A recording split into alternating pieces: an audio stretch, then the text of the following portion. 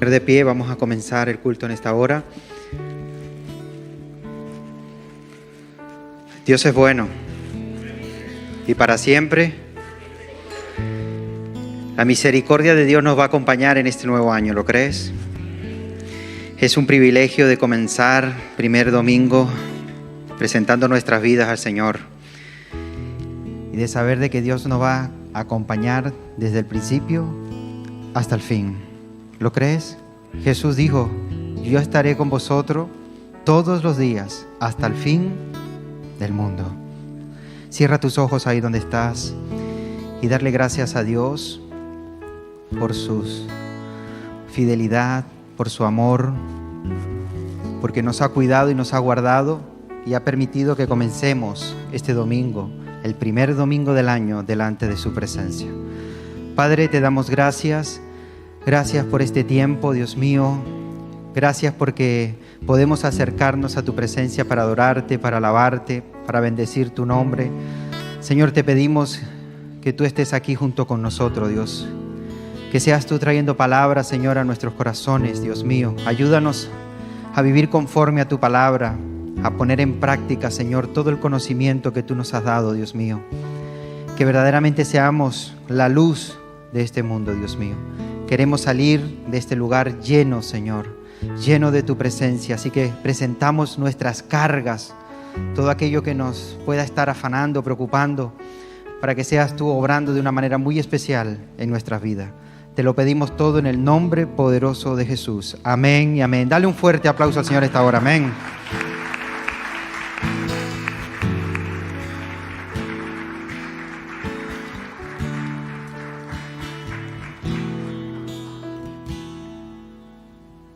Dile conmigo en esta tarde: libre, yo soy libre. Las cadenas del pecado han sido rotas. Libre, yo soy libre para cantar, para danzar, para gozar. Libre,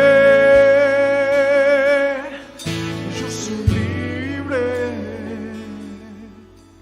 Las cadenas del pecado han sido rotas. Libre, yo soy libre para cantar, para danzar, para gozar.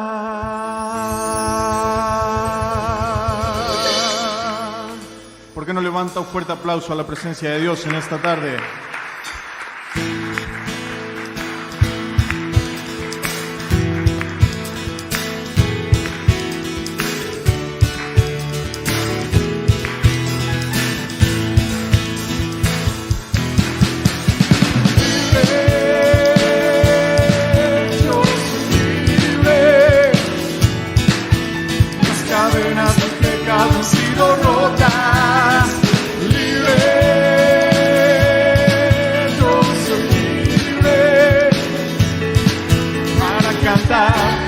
Para danzar, para gozar.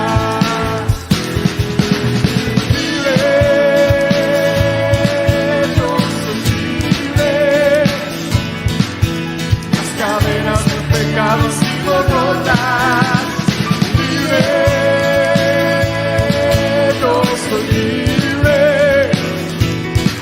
para cantar, para danzar, para gozar. Dios ha vencido al enemigo por la sangre de Jesucristo. Yo soy libre. Dios ha vencido al enemigo por la sangre de Jesucristo. Yo soy libre. Libre,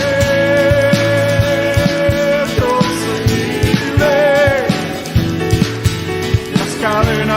pecado han sido rotas. Libre, yo soy libre para cantar, para danzar, para gozar. Dios ha vencido. Díselo. Por la sangre de Jesucristo yo soy libre. Dios ha vencido al enemigo. Por la sangre de Jesucristo yo soy libre. Libre, yo soy libre. Las cadenas del pecado han sido rotas. Libre, yo soy libre para cantar, para danzar, para gozar, para cantar, para danzar, para gozar, para cantar, para danzar. Levanta un fuerte aplauso a la presencia de Dios en esta tarde. Si has venido a alabarle, si has venido con gozo, con agradecimiento, levanta un fuerte aplauso a su presencia en esta tarde. Nos gozamos en tu presencia, Señor, porque tú eres fiel para gozar.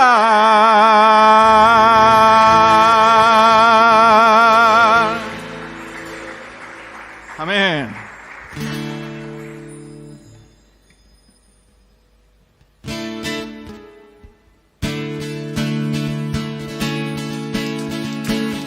Señor,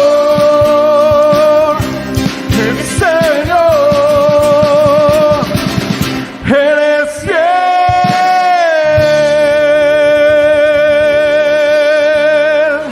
Amén.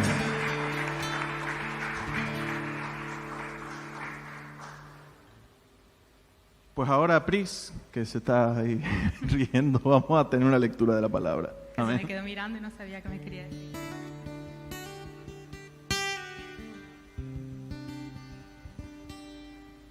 La lectura de hoy se encuentra en el libro de Génesis, capítulo 22, a partir del versículo 1. Dice así la palabra del Señor.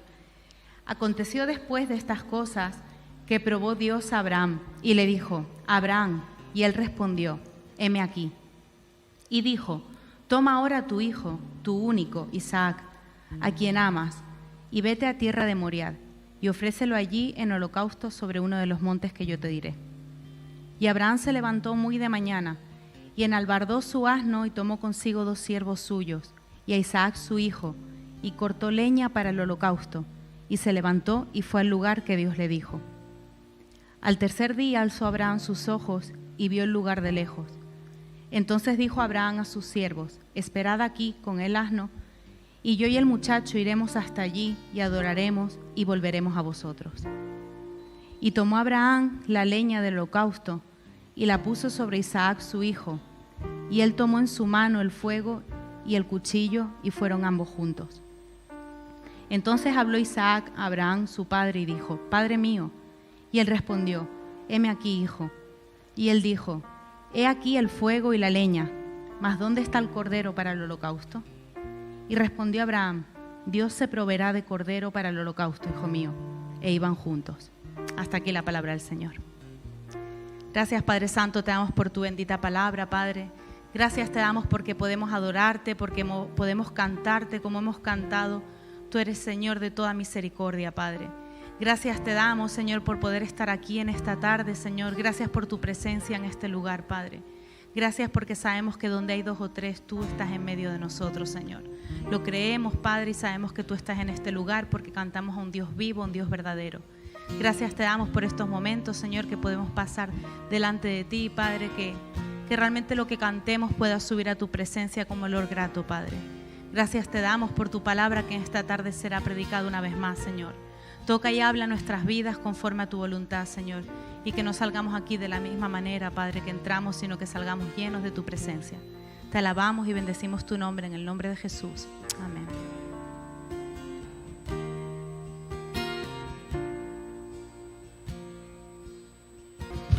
Gracias, Señor Jesús, por tu presencia en esta tarde entre nosotros. A ti la gloria y la honra, mi Señor. Gracias porque nos permites congregarnos, alabarte, glorificarte a ti, Señor. Y aquí en este primer domingo del año te damos toda la gloria y la honra a ti, Señor. Gracias por el privilegio que nos das de poder congregarnos, de poder estar aquí delante de tu presencia. Gracias por todo lo que tú has hecho por nosotros en el año pasado y por todo lo que continuarás haciendo en este nuevo año, Señor. Bendito sea tu nombre, mi Señor. En el nombre de Jesús. Aleluya. Vamos a participar en esta tarde del pan y del vino, recordando la muerte, la resurrección y la venida del Señor. Y yo les decía a los hermanos en el culto anterior que hoy mismo recibía un correo de un matrimonio de hermanos del Salvador que están como misioneros levantando obra entre la comunidad latina en Suecia. Y el hermano me decía que llevan meses con la iglesia cerrada, que se están alimentando con los cultos que hacemos aquí en la iglesia. Es decir, que el hecho de poder estar aquí esta tarde nosotros con las puertas abiertas, celebrando una reunión para el Señor, ya es un motivo de alegría, porque hay muchísimos hermanos nuestros en muchas partes del mundo que no se pueden congregar. Así es que damos gracias al Señor por esta oportunidad. Los hermanos que nos van a ayudar a repartir la Santa Cena, si pueden pasar un segundito adelante, por favor. Y vamos a orar para que el Señor bendiga en esta tarde este momento tan importante. Gracias. Amén. Bendito sea tu nombre, oh Dios.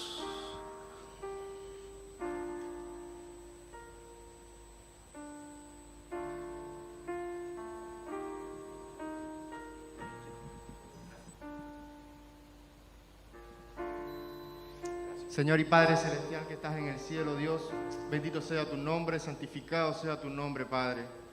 Gracias te damos por tu misericordia, por tu bondad, Señor, Padre. Jesús. Gracias por cuidarnos, por apartarnos. Gracias por tu Hijo y por tu salvación, Dios. Gracias por esa muerte en la cruz y ese sacrificio, Padre, que hoy celebramos. Hoy damos a conocer, Señor, no solo el sacrificio, sino la segunda venida de tu Hijo, Padre, Amén, que esperamos, Señor, con ansias, con amor, con deseos, Padre. Bendice este tiempo, Señor, y que sea de edificación para nosotros. Te lo rogamos, Dios, en el nombre de tu Hijo Jesucristo, Padre. Amén. Amén, amén. Pueden tomar asiento, hermanos.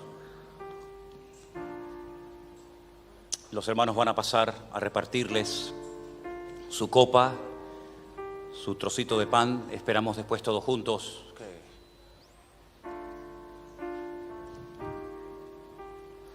Como siempre leemos en la primera carta de Pablo a los Corintios, y en el capítulo 11, el apóstol Pablo da una serie de instrucciones a esa congregación, a esa iglesia, que estaba pasando por momentos difíciles, por momentos delicados. Y Pablo le dice a los hermanos de Corinto: al anunciaros esto que sigue, no os alabo, porque no os congregáis para lo mejor, sino para lo peor. Pues en primer lugar, cuando os reunís como iglesia, oigo que hay entre vosotros divisiones, y en parte lo creo. Porque es preciso que entre vosotros haya disensiones, para que se hagan manifiestos entre vosotros, ¿qué? Los que son aprobados. Es preciso, es necesario que entre vosotros haya disensiones, discrepancias, choques. ¿Para qué? Porque ahí se va a demostrar quiénes entre vosotros son los que han sido aprobados. Y hoy en día pasa lo mismo. Hoy en día hay a veces choques, problemas entre creyentes, entre personas que se llaman cristianos, porque siéntate aquí, no, yo me siento allá, no se quede fuera, no entre. Y yo digo, pues sí, es lo mismo, es exactamente lo mismo. 2000 años después, Siguen habiendo disensiones, siguen habiendo choques, sigan habiendo malas actitudes, malas palabras. ¿Y todo eso para qué? Pues para que sepamos entre vosotros quiénes son los que están aprobados, quiénes son los que han madurado, quiénes son los que han crecido, quiénes son los que tienen un corazón moldeable, quiénes son los que se han dejado tratar por el Señor en todo este tiempo. Todos los que han aprendido de todas estas pruebas que hemos pasado en los últimos meses, que nos han preparado para este año. Mire, yo les voy a pedir a todos que nunca conviertan su vida cristiana en una vida religiosa. Voy al culto, me siento, canto, levanto las manos, oro, tomo el pan y el vino. Cuando pasan la ofrenda doy lo que sea que tenga que dar. Y todo, pero muy mecánico, muy religioso. Nunca entremos en ese espíritu, sino que todas y cada una de las cosas que hagamos, las hagamos de corazón. Las hagamos sabiendo lo que estamos haciendo. Estos hermanos de Corinto participaban indignamente del pan y del vino porque menospreciaban, no valoraban lo que el Señor le había estado enseñando a través del ministerio del apóstol Pablo. Y no me digan a mí que Corinto no tuvo un buen pastor. No me digan a mí que los hermanos de Corinto no tuvieron buenos maestros. Tuvieron allí a Priscila y Aquila, tuvieron a Apolos, tuvieron a Pedro, tuvieron a Pablo, pero seguían habiendo entre ellos discrepancias, problemas. Y más adelante dice: de manera que cualquiera que coma de este pan o beba de esta copa del Señor indignamente será culpado del cuerpo y de la sangre del Señor. Por tanto, pruébese cada uno a sí mismo, y coma así del pan y beba de la copa. Porque el que come y bebe indignamente, sin discernir el cuerpo del Señor, juicio come y bebe para sí. ¿Y saben lo que dice la Biblia? Esa es la razón por la que hay muchos enfermos y debilitados entre vosotros, y muchos duermen. Porque se tomaban las cosas a la ligera, sin reverencia, sin respeto, sin temor de Dios. Por eso en esta tarde a mí me gustaría que con tus ojos cerrados, sin distraerte por nada ni por nadie, te preguntes: ¿has crecido? ¿Has madurado en este tiempo, hermano? ¿Estás en sintonía con Dios? ¿Estás realmente alineado con lo que Dios está enseñándonos en este tiempo?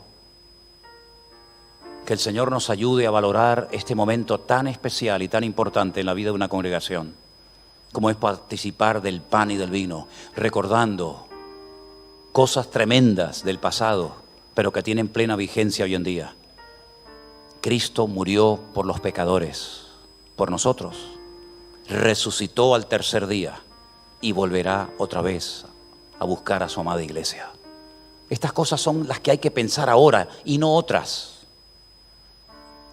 Por eso dice la palabra de Dios a través de la pluma, a través del ministerio del apóstol Pablo, lo siguiente: porque yo recibí del Señor lo que también les he enseñado, que el Señor Jesús, la noche que fue entregado, tomó pan, y habiendo dado gracias, lo partió y dijo: tomad, comed, esto es mi cuerpo, que por vosotros es partido, haced esto en memoria de mí. Participamos juntos del pan en esta noche, hermanos.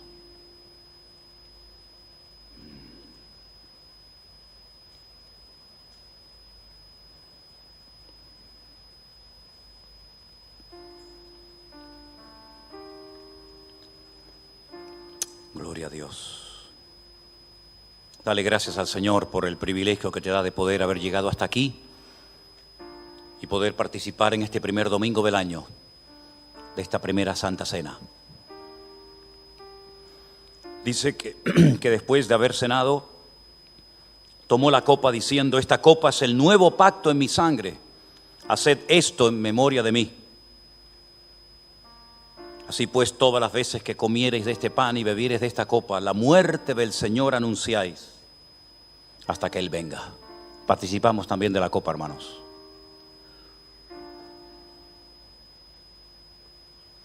Gracias, Señor Jesús. Bendito sea tu nombre, mi Dios. Gloria a ti, Jesús. Trae renuevo y fortaleza a tu amada iglesia, Señor.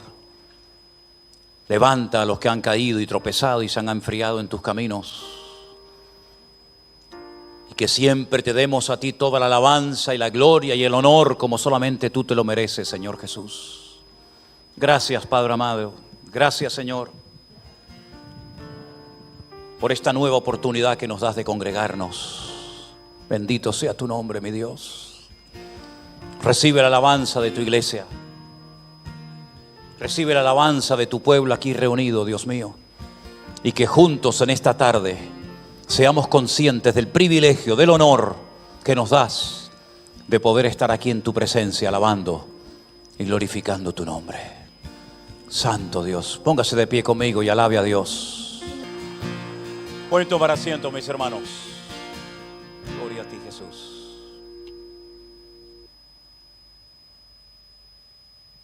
No sé si los niños pequeños van a pasar a sus respectivas clases. Si no, todos nos quedamos aquí para escuchar la palabra de Dios. Y he pensado que en este primer domingo del año debería de compartir, de hecho lo voy a hacer, una historia que es muy, muy conocida por todos ustedes, seguramente la han leído en muchas ocasiones, pero que contiene muchas enseñanzas interesantes para nuestra vida y sobre todo para comenzar un año bien, en victoria con el Señor. Y es poner todo lo que Él nos pide sobre su altar, sin miedo, sin temor, sabiendo que el Señor, cuando nos pide por nuestra parte un esfuerzo, un sacrificio o lo que sea, el Señor siempre de alguna manera u otra lo va a recompensar y lo va a ver y lo tendrá siempre presente.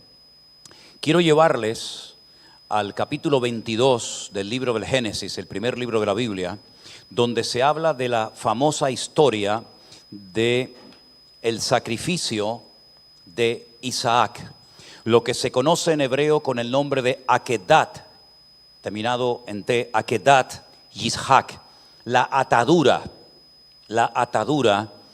de Isaac. Mientras están buscando ese pasaje, les voy a poner delante una serie de preguntas para que a lo largo de esta semana reflexionen y mediten en ellas. Sé que hay gente que toma nota durante los mensajes, otros después lo hacen cuando lo vuelven a ver porque queda todo grabado. Y la primera pregunta que nos deberíamos de hacer es: ¿por qué a estas alturas de la vida de este hombre, que ya había demostrado en otras ocasiones su amor, su obediencia, su fe, su fidelidad a Dios, por qué Dios tiene que volver a probarlo? Si ya estaba bien claro que Abraham era un grandísimo hombre de Dios, ya había sido llamado el amigo de Dios. ¿Para qué volver a probarlo otra vez? Y además de esta forma tan tremenda, pidiéndole nada más y nada menos que sacrificar a su hijo. ¿Por qué Dios le dice que se tiene que ir de donde vive, al sur de Israel, la ciudad de Beersheba, hasta Jerusalén, donde se encuentra el monte Moriah, para sacrificar a su hijo Isaac? ¿No lo podía sacrificar cerca de su casa? ¿No había hecho otros sacrificios y otros holocaustos Abraham en Beersheba? Claro que sí. ¿Por qué tener que viajar 72 horas, 3 días de ida y 3 días de vuelta para ofrecer un sacrificio y más en ese lugar? Repito, ¿no podía hacerlo cerca de su casa? ¿Por qué le pide que sacrifique a su hijo Isaac y no a Ismael? ¿O a Sara? O incluso él mismo presentarse como sacrificio delante de Dios. ¿Por qué se lleva a Abraham a unos siervos durante esos 3 días de viaje para después decirles quédense aquí? ¿Por qué no se los lleva como testigos al monte Moriah para que vean y oigan lo que allí Dios va a decir y hablar? ¿Por qué les dice esperen aquí hasta que nosotros vayamos, adoraremos y volveremos? ¿Fue consciente Abraham cuando le dijo a sus criados que en algunos comentarios dicen que podían ser Eliezer, su hombre de confianza antes del nacimiento de Isaac, y tal vez algunos dicen que podía ser hasta Ismael, que se lo llevó también. Pues, ¿por qué les dijo, iremos, adoraremos y volveremos? ¿Sabía realmente que los dos volverían? ¿O fue algo profético que él dijo y no fue consciente de lo que acababa de decir? Porque quiero decirles que siempre cuando hablamos de Abraham nos referimos a él como el patriarca Abraham, como el amigo de Dios, como el hombre que fue justificado por la fe. Pero ojo, también el libro de Génesis literalmente nos dice que Abraham fue un profeta. Abraham era un profeta de Dios. ¿Profetizó Abraham cuando dijo iremos, adoraremos y volveremos? ¿Qué significa? Porque lo enfatiza el pasaje, que los dos iban juntos, Abraham e Isaac. ¿Tiene algún significado el hecho de que la Biblia enfatice de que el padre y el hijo iban juntos? Tenemos el concepto, la idea, porque a veces lo hemos visto en alguna película o en algún dibujo en la escuela dominical, que Isaac era un niño pequeñito, pero nada más lejos de la realidad. Se calcula que Isaac tenía en este momento aproximadamente como unos 40 años. Y es en la espalda de su hijo de 40 años que le pone toda la leña que llevan desde Beersheba caminando 3 días hasta el monte Moriah. ¿No había leña en el monte Moriah? ¿Tienen que llevar la leña desde Beersheba? ¿Por qué le dice a Isaac que Dios proveerá un cordero? ¿Sabía Abraham que realmente Isaac no sería muerto? ¿Sabía realmente que en lo alto de aquel monte pelado, donde no había nada, ni seres humanos, ni árboles, ni animales, ni nada? ¿Sabía de antemano Abraham que arriba se iba a encontrar a un cordero que iba a morir en lugar de su hijo Isaac? ¿Lo sabía? ¿Lo profetizó y luego Dios lo respaldó? Hay un pasaje en el libro de Hebreos muy interesante que yo, antes de entrar a estudiar el capítulo 22 de Génesis, quisiera leer.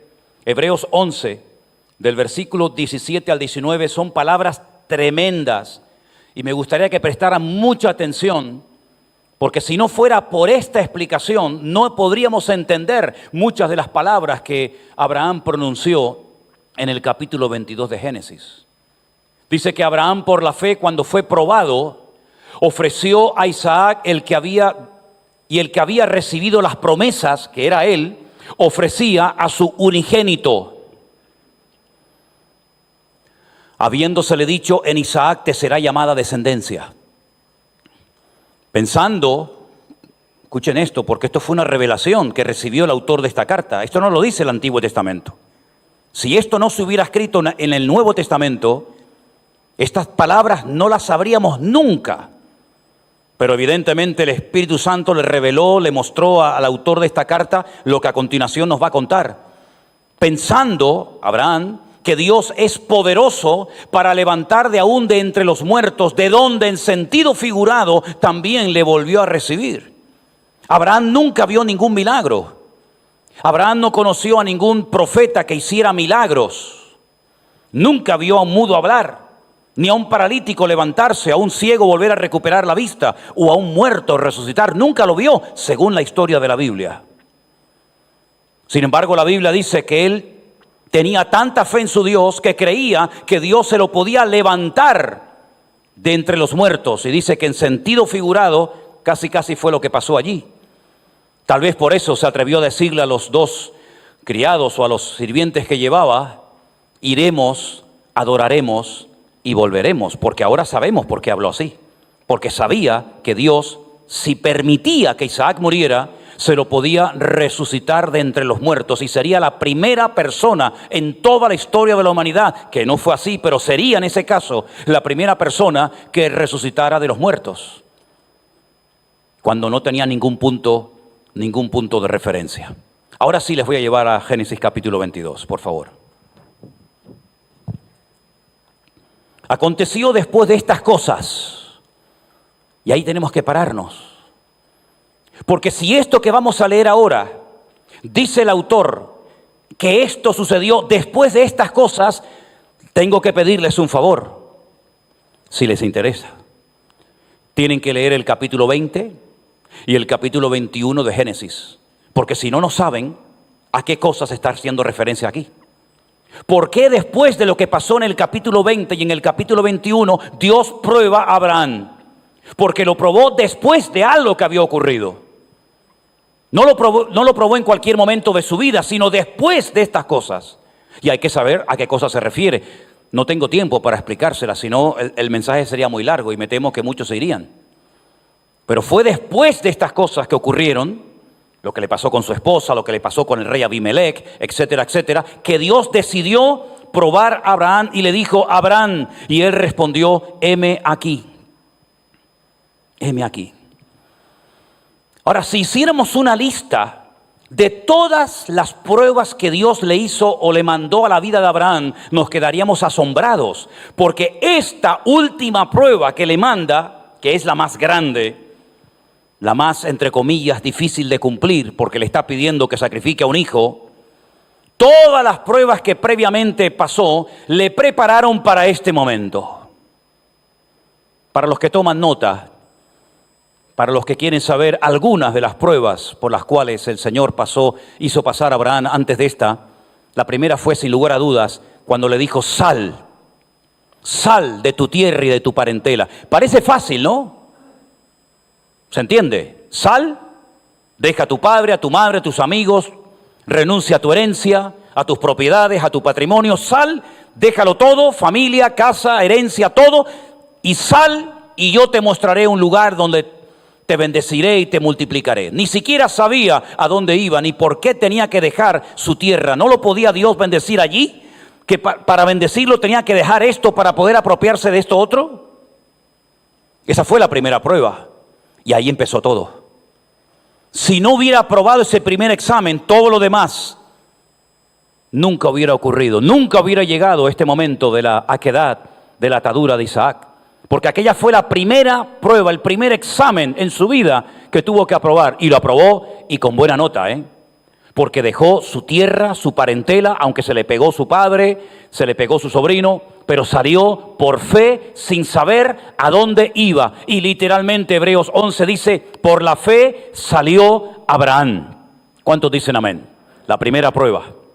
La segunda, cuando llega a Canaán, ya está en el territorio, ya está en el lugar donde Dios le había dicho que lo bendeciría.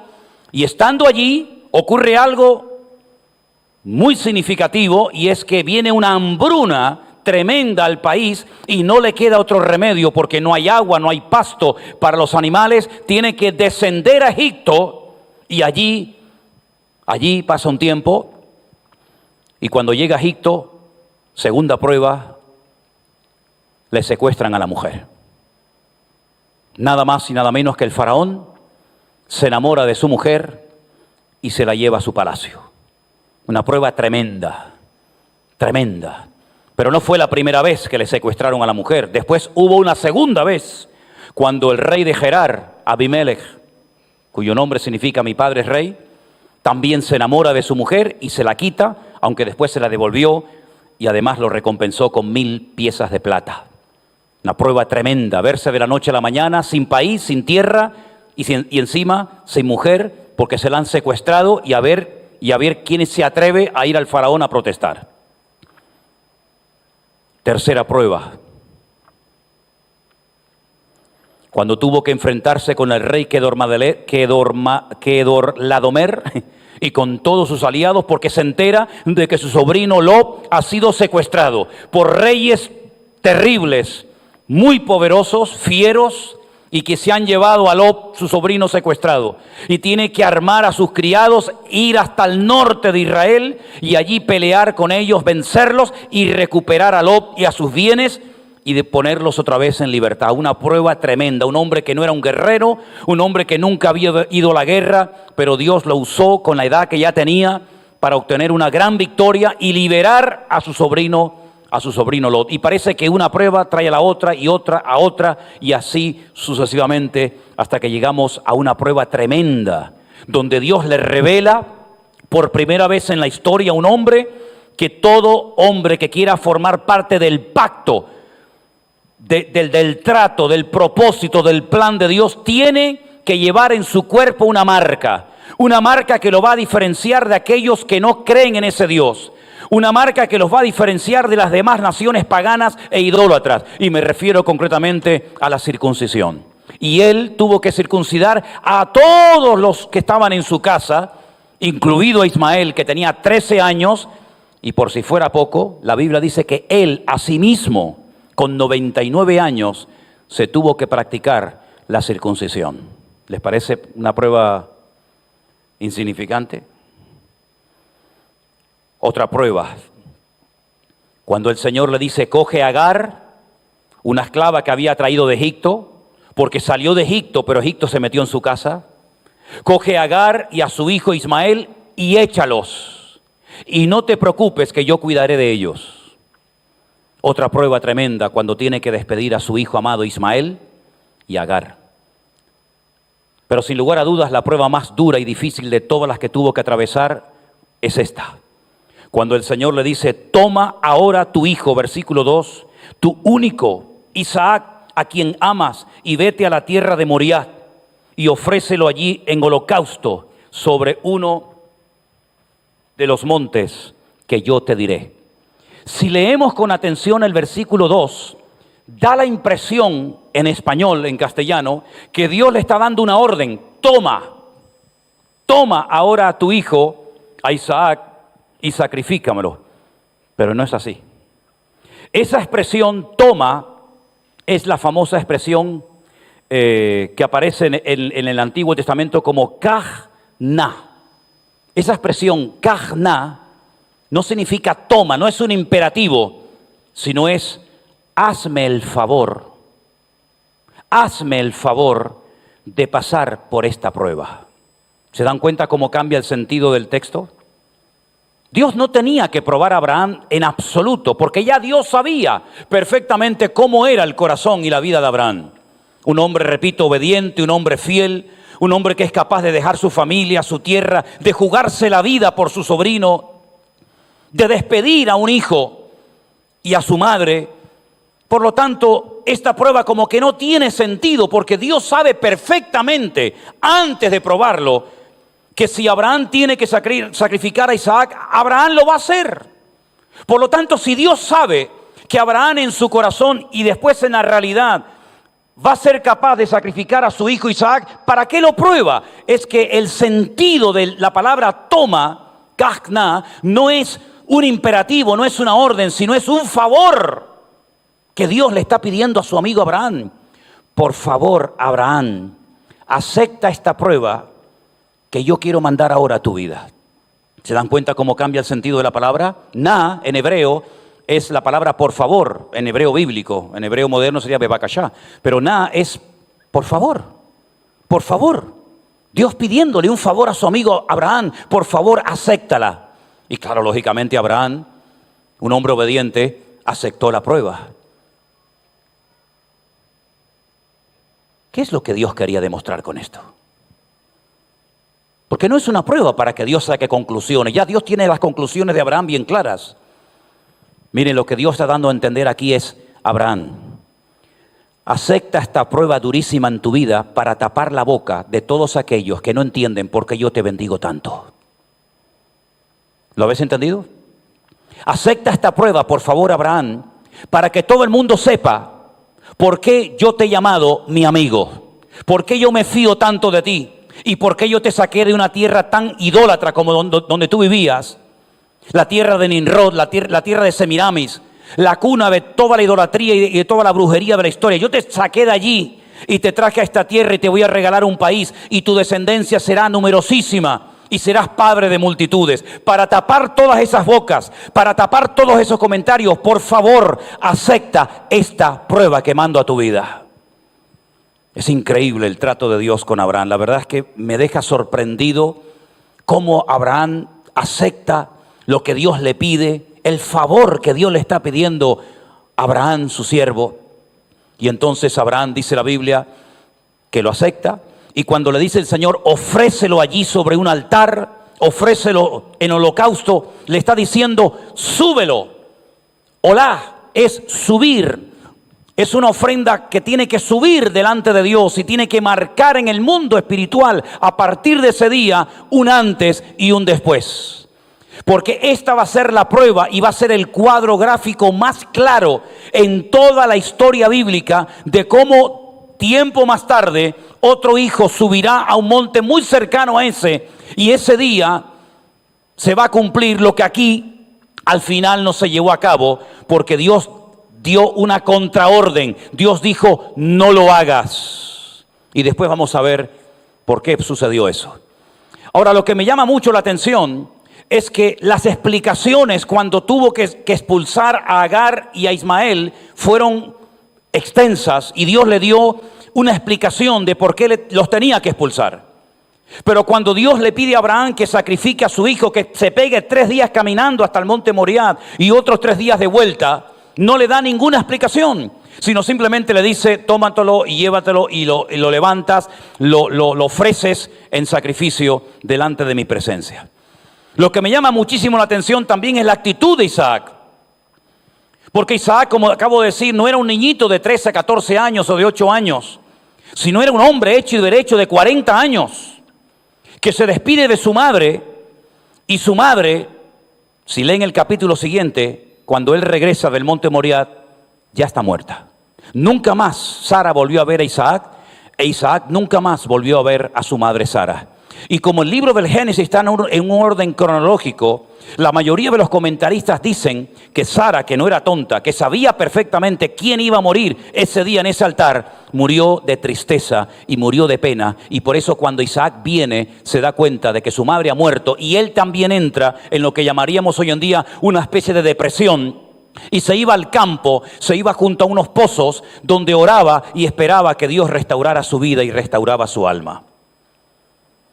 No opuso ninguna resistencia a su padre, sino que cuando dice la Biblia que iban juntos, el padre sabía lo que tenía que hacer con su hijo y el hijo sabía lo que tenía que hacer como hijo sometido a su padre.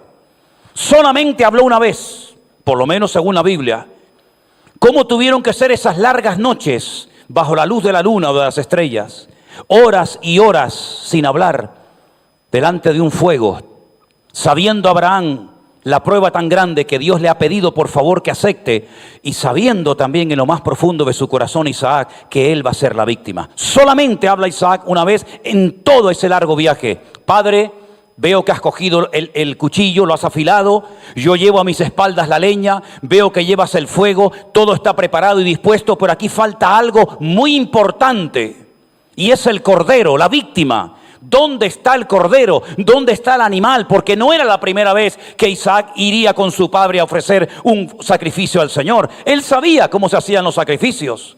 Ya Dios se lo había enseñado a Adán y a Eva, y Abel lo entendió perfectamente.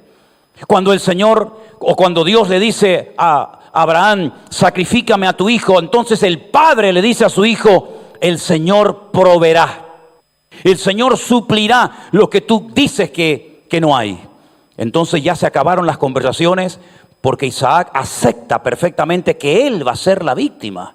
Y él se deja atar, y él se deja poner encima de un altar, que siempre me he preguntado si Isaac estaba tan compenetrado con su padre. Si él sabía que él ese día iba a ser la víctima, ¿para qué lo ata? ¿Para qué lo amarra? Si él no se va a escapar, si él no se va a resistir, pero todo tenía que hacerse según la norma y según lo establecido, ¿verdad? Otra cosa que me llama mucho la atención son las palabras de Abraham cuando le dice que en este monte Dios proveerá. Pero realmente no es lo que dice el texto original. Porque Jehová Jireh, que siempre se dice, no, Dios proveerá. Jireh no significa proveer. Jireh significa observar, ver y escoger. Es decir, en este lugar Dios vio lo que aquí pasó. En este lugar Dios tomó una decisión. Dios escogió este monte para que el día de mañana en este monte Él viva y Él more con su gloria en el famoso templo de Jerusalén. Si ustedes leen, por ejemplo, Segunda de Crónicas, capítulo 3, versículo 1, dice literalmente así: comenzó Salomón a edificar la casa de Dios en Jerusalén, en el monte Moriah. Hebreos capítulo 11 dice que Abraham salió sin saber a dónde iba, pero buscaba la ciudad cuyo arquitecto y fundador es Dios. Y dice que la vio, la saludó y la confesó de lejos. ¿Qué fue lo que Abraham vio en el monte Moriah? Hay un cuadro en Jerusalén, en el Museo del Templo, muy interesante. Entrando a mano izquierda hay un cuadro enorme donde se ve una pintura de un altar, y encima del altar se ve supuestamente a Isaac amarrado, Abraham con su puñal en alto, dispuesto a hundirlo sobre su hijo, y cuando él mira al cielo, él ve un edificio de oro, y vio que en algún momento de la historia, en ese lugar, se levantaría un templo, el famoso templo de Jerusalén, donde Dios pondría su gloria durante más de 400 años, hasta que fue destruido por el rey Nabucodonosor. Y fue en aquel lugar donde no solamente Dios le mostró su gloria, sino donde él oyó la voz del ángel de Jehová. Si leemos a partir del versículo 1, el que le habló al Señor fue Dios, y aparece el nombre propio de Dios. Pero cuando él es detenido y el Señor le dice que no lo haga, en el versículo 11 dice, entonces, no dice Jehová, sino dice el ángel de Jehová, le dio voces desde el cielo y le dijo, Abraham, Abraham, y él respondió, heme aquí, no extiendas tu mano sobre el muchacho, ni le hagas nada. El ángel de Jehová, aunque en este momento esté en minúscula, que eso es lo de menos, porque el tema de las mayúsculas o de las minúsculas no existe en hebreo, solamente en castellano, aunque en ese momento, en este texto, la palabra ángel está en minúscula, no les quepa a ustedes la menor duda que el que lo detuvo, el que le dijo no lo haga, fue el mismísimo Señor Jesucristo, el enviado del Padre, el ángel de Dios, el que le dijo alto, no lo hagas, porque él sabía que el que tenía que morir como Cordero de Dios, que quita el pecado del mundo, no era Isaac, sino era el mismo que siglos más tarde, él subiría a un monte muy cerca de allí, el monte Calvario, el monte de la Calavera o el Gólgota, es lo mismo pero en 3 idiomas diferentes, y él tendría que sufrir la muerte expiatoria por la raza humana, pero ese día no habló el Padre deteniendo el martirio, sino que así como terminó en victoria y no en tragedia, la aquedad, la atadura de Isaac, ese día en el monte Calvario, aquello terminó en una tragedia tremenda. Pero al mismo tiempo sabemos que fue la victoria más contundente que Dios jamás ha infringido contra el diablo. Porque ese día fue vencido con herida de muerte. Este es el cuadro más hermoso de toda la Biblia sobre la crucifixión de Cristo, el Mesías, miles de años más tarde. Pero si os dais cuenta en el versículo 3, los verbos que aparecen son muy interesantes. Se levantó. Enalbardó, tomó, cortó, se levantó, se fue. Todo lo que Dios nos muestra en este versículo, todo lo hizo Abraham en primera persona. Él se levanta temprano en la mañana, no espera al mediodía, sino se levanta de madrugada, aún no amanecido. Dice que madrugó, dice el texto original, madrugó, aunque aquí dice que se levantó muy de mañana. Él fue el que aparejó, el que enalbardó el asno, cosa que tenían que hacer los criados para su amo, pero ese día él lo hizo. Él tomó a sus siervos, él dijo, tú y vengan conmigo. Él fue el que cortó la leña, no tenía que cortar la leña Abraham, para eso tenía cientos y cientos de criados. Pero sin embargo él dice, no, yo hoy corto la leña, un trabajo tremendo. Él se levanta, él va al lugar donde Dios le dice, porque él sabe perfectamente que Dios le está tratando de mostrar algo a él y al mundo, que a lo largo de la historia siempre quedará en la retina, en la memoria, en el mundo espiritual. Es en ese lugar, en esa piedra, donde Abraham subió con Isaac a sacrificarlo, donde hoy en día los musulmanes han construido alrededor, hace siglos, un monumento, digamos, no es una mezquita, es como un monumento, la famosa mezquita de Omar, donde antiguamente se podía entrar y a verla, pero donde hoy en día no dejan a veces ni siquiera subir. Y dicen los judíos que ese fue el lugar, el centro del mundo, el centro geográfico del mundo, desde donde Dios creó el jardín del Edén y todas las demás cosas. Cuando Dios nos muestra en su palabra las palabras proféticas de Abraham, a mí me llaman muchísimo la atención cuando él le dice a sus criados, verso 5, iremos allí, adoraremos y volveremos a vosotros. Abraham en lo profundo de su corazón conocía a Dios. Él sabía perfectamente que aquí hay algo extraño que yo no entiendo. No termino de captar, probablemente diría Abraham, pero yo me fío de mi Dios. Porque Él me sacó de una tierra de bárbaros. Él me sacó de un lugar de salvajes, donde sacrificaban niños, mujeres, personas, víctimas inocentes. Y ahora mi Dios, que lo conozco y le llevo sirviendo durante años, que me ha mostrado tanto su fidelidad y su poder, a pesar de mi avanzada edad, a pesar de mis limitaciones como ser humano, seguramente esas luchas privadas, personales, que no expresa Abraham, sabía perfectamente que Dios no iba a permitir que él sacrificara a su hijo, porque además sacrificar a su hijo significaba renunciar al futuro. Porque una de las preocupaciones que siempre tuvo Abraham es que no tenía descendencia, no tenía prole.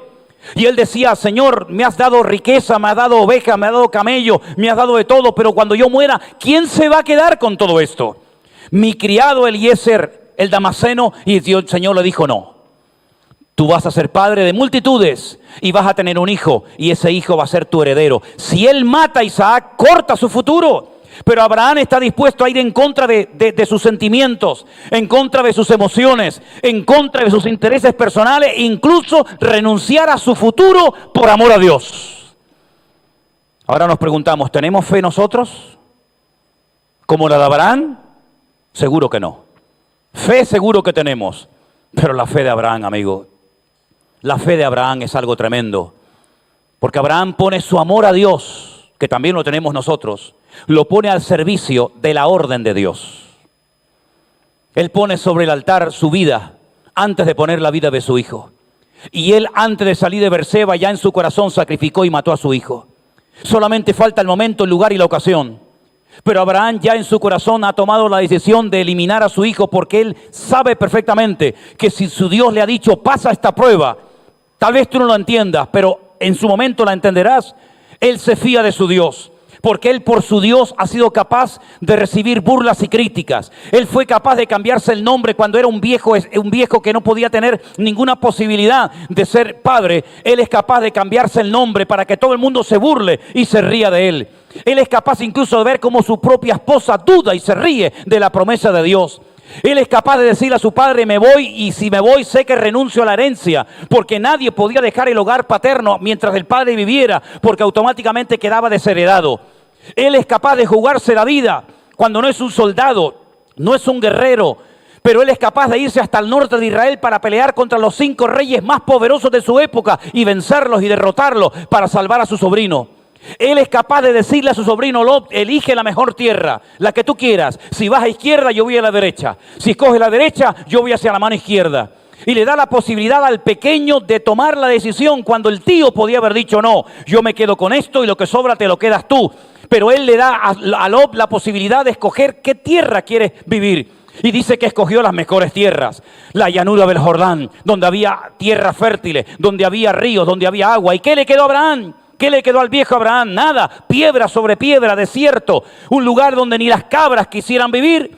Pero cuando él se separa de Lot, dice que el Señor le habla y dice: yo soy tu escudo, tu galardón, tu estandarte, te extenderás al norte, al sur, al este y al oeste. ¿Por qué? Porque él sabe que aunque en el campo de Lot hay fertilidad y en su terreno hay piedras, él sabe que con la bendición de Dios, una semilla encima de la piedra da más fruto que una semilla en tierra fértil. ¿Por qué? Porque la bendición de Dios no la tenía Lot, sino la tenía Abraham. Él sabe perfectamente, él conoce a Dios, él es el amigo de Dios. Dios incluso cuando decide destruir Sodoma y Gomorra, tiempo más tarde, razona consigo mismo y dice: ¿cómo le voy yo a ocultar a mi amigo Abraham lo que estoy a punto de hacer en Sodoma y Gomorra? Cuando yo sé positivamente que él le enseñará a su descendencia en el futuro acerca de mi persona y acerca de quién soy yo. En otras palabras, Abraham es un hombre extraordinario, es un hombre que ha demostrado su amor, su fidelidad, su obediencia al Señor, pero él acata esta prueba, porque él sabe que detrás de esta prueba hay un propósito. Y detrás de cada prueba que Dios nos permita pasar en esta vida, hay un propósito. Lo importante es mantener sano y limpio el corazón. Abraham nunca se quejó contra Dios. Abraham nunca dijo por qué. Abraham nunca preguntó: ¿y por qué otra prueba más? Otra más, ya no son suficientes las que me has hecho pasar. Lo he tenido que dejar todo, he abandonado todo en esta vida y ahora con la edad que tengo, otra prueba más y ahora más difícil todavía. Nunca vas a encontrar en Abraham una actitud de queja, de mal humor. Abraham es una persona dócil porque él sabe que obedecer a Dios es garantía de vida. ¿Cuántos dicen amén? Más adelante, cuando por fin el Señor detiene a Abraham y le dice que no lo haga, es en aquel lugar donde Dios le vuelve a recordar y a jurar por sí mismo que va a ser un hombre bendecido, que va a ser un hombre próspero y que su descendencia será más numerosa que la arena del desierto o las estrellas del cielo. Pero se lo dijo después de la prueba. No se lo dijo antes. Si me obedeces te voy a dar esto, esto y aquello. Como muchos padres que parece que tienen que sobornar y comprar a sus hijos para que le obedezcan. Si te portas bien te regalo una bicicleta. Si te portas bien te llevo de paseo. Si te portas bien te compro los zapatos. Si te portas bien te doy esto y aquello. Dios lo hace al revés. Dios dice hazlo y después ya veremos si te doy bendición o no te doy bendición. Pero el que conoce a Dios sabe que detrás de todo acto de obediencia y de fidelidad al Señor siempre hay una bendición de parte de nuestro Dios. ¿Cuántos dicen amén? Y si no hubiera bendición, igualmente le obedeceríamos, porque no servimos ni honramos al Señor por lo que me da, sino por lo que Él ha hecho en mi vida. ¿Cuántos dicen amén? Al tercer día Abraham alzó sus ojos y vio el lugar de lejos. 3 días caminando para llegar a un lugar a sacrificar a su amado hijo Isaac. ¿Saben ustedes por qué se inmolan muchos musulmanes? ¿Saben por qué quieren dar su vida? Porque es la gran frustración de haber sido descartados como la simiente de Abraham y quieren con su acto heroico, con su inmolación, imitar lo que Abraham estuvo a punto de hacer con su amado hijo Isaac. Pero no hay ninguna sangre de ser humano que pueda sustituir la sangre preciosa de Jesucristo. Solamente la sangre de Cristo puede perdonar nuestros pecados. Aunque pudiéramos inmolarnos, que no hay por qué hacerlo, aunque pudiéramos derramar hasta la última gota de nuestra sangre, aunque diéramos nuestro cuerpo para ser quemado y todos nuestros bienes a los pobres, si nosotros no hemos sido lavados y comprados y redimidos por la sangre de Cristo, todo acto, toda acción, toda obra que pudiéramos hacer nos sirve absolutamente para nada. Permítame ponerles un ejemplo. Dios le dice a Abraham, sal de tu tierra y de tu parentela, y sale.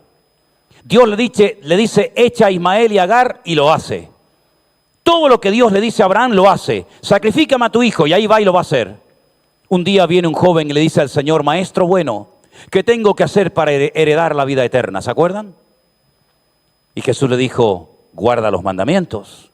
Y le dijo, todo esto lo he guardado desde mi juventud. Y Jesús le dijo, pero te falta una cosa. Una cosa. No le dice, ve y mata a tu padre.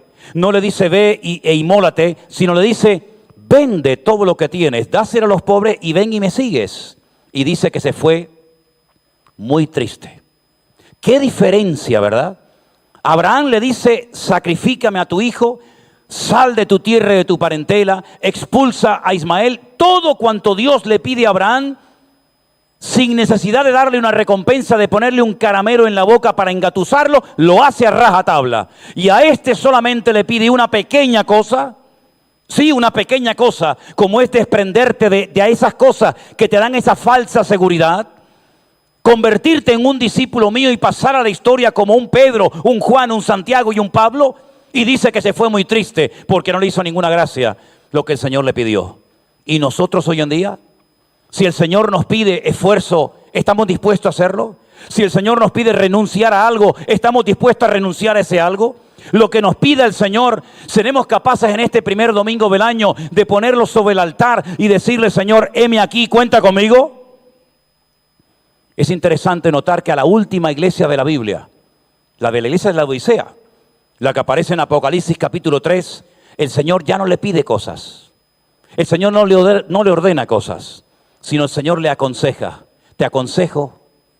Qué diferente el trato, ¿verdad?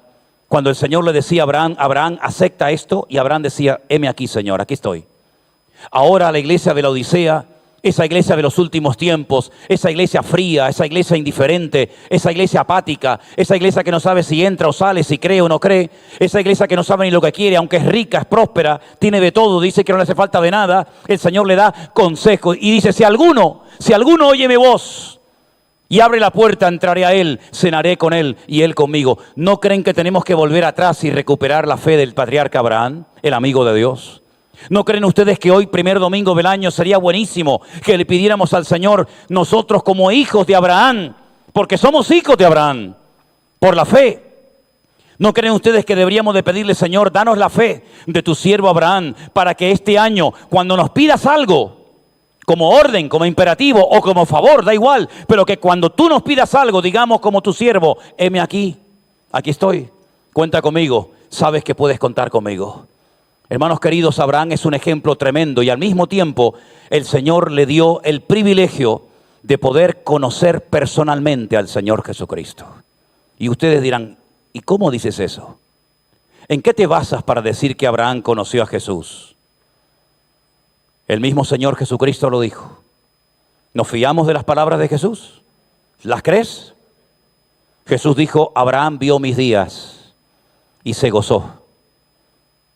Si ustedes realmente fuerais hijos de Abraham, creeríais en mí y os gozaríais, como mi siervo Abraham vio mis días y se gozó. Y le dijeron, ¿tú viste a Abraham? Abraham te conoció a ti, pero si no tienes ni 40 años, evidentemente eran dos frecuencias diferentes. Eran conversaciones paralelas que nunca se iban a encontrar en ningún punto del camino. Pero claro que el ángel de Dios, claro que el Señor Jesucristo se manifestó a la vida de Abraham como a otros tantos. Y en aquel momento, el Señor Jesucristo como verbo de Dios, aún no encarnado, sino simplemente como ese verbo ahí, esperando su momento, su hora y su ocasión, sabía perfectamente que algún día, no en un altar, sino en una cruz, porque los judíos levantaban altares, pero los romanos levantaban cruces. Y al fin y al cabo el altar, pues hombre, te podías acostar, podías estar en cierto sentido cómodo, pero la cruz era lo más incómodo que te podías imaginar y lo más cruel y humillante. Y fue en ese lugar donde el Cordero, ese Dios proveerá, ese Dios verá, ese se humanó y se encarnó y ocupó tu lugar y mi lugar para que hoy nosotros podamos tener vida eterna y pasar de muerte a vida en el momento en el que invoquemos su nombre. Quiero que cerremos nuestros ojos en esta noche, en este primer domingo del año, cuando hemos recordado su muerte y su resurrección hace un instante con el pan y con el vino. Cuando en este mensaje de Génesis capítulo 22 hemos visto cómo Abraham tipifica en ese monte a través de Isaac la muerte, la resurrección del Señor Jesucristo. Quiero que hoy en este momento y en este lugar y ustedes ahí en sus casas puedan decir, Señor, gracias. Gracias porque yo nunca he tenido que ser crucificado, ni dar mi vida, ni derramar mi sangre para perdonarme a mí mismo mis pecados, sino que tú lo hiciste por amor a mí y ocupaste mi lugar. Y ahora yo, aceptando a Jesús, puedo acercarme a la presencia de mi Dios confiadamente, con total libertad, y decirte, gracias Señor, por ser mi Dios y mi Salvador. Bendito sea tu nombre, oh Dios. Toda la gloria y toda la honra sea para ti, Señor Jesús. Ahí donde estás, dale gracias al Señor por este momento tan especial y tan importante que Dios nos está dando hoy. Donde muchos hermanos nuestros alrededor del mundo lamentablemente no se pueden congregar porque sus iglesias están cerradas temporalmente o para siempre, como también hay casos donde muchos pastores han partido a la presencia del Señor. Hoy el Señor nos permite estar aquí, delante de su presencia, recordando su amor por nosotros. A ti la gloria y la honra, mi Señor. Gracias te damos de todo corazón por el privilegio que nos das de poder estar aquí, Señor. Gracias, Dios mío. Gracias, Señor, por todo lo que estás haciendo en nuestra vida y por todo lo que harás. Así como tú viste lo que pasó allí en aquel monte Moriah, tú también viste, mi Dios, lo que pasó en el monte de la Calavera, en el monte Calvario. cuando tu Hijo amado extendía sus manos y te dijo: Padre, perdónalos, porque no saben lo que hacen. Aleluya. Gracias de todo corazón, Señor. Gracias, oh Dios, de todo corazón, por tanto amor y por tanta misericordia. Queremos poner sobre el altar toda nuestra vida. Queremos poner sobre el altar todo lo que somos y tenemos y ponerlo a tu disposición, a tu servicio. Vemos en tu siervo Abraham cómo ese hombre te amó con todo su corazón, con toda su alma y con todas sus fuerzas. Y es como nosotros también te queremos amar a ti, Señor. Con todo nuestro corazón, con toda nuestra alma y con todas nuestras fuerzas, amar a Dios por encima de todo. Por encima de hijos, de padre, de madre, de familia, de herencia, por encima hasta de nosotros mismos. Te amamos a ti y queremos servirte y honrarte todos los días de nuestra vida. En el nombre de tu amado Hijo Jesús. Amén y amén. Gloria a Dios. Nos ponemos de pie, queridos hermanos. Cantamos esta alabanza a nuestro Dios. Adoramos al Rey de Reyes y al Señor de los Señores. Y nos preparamos.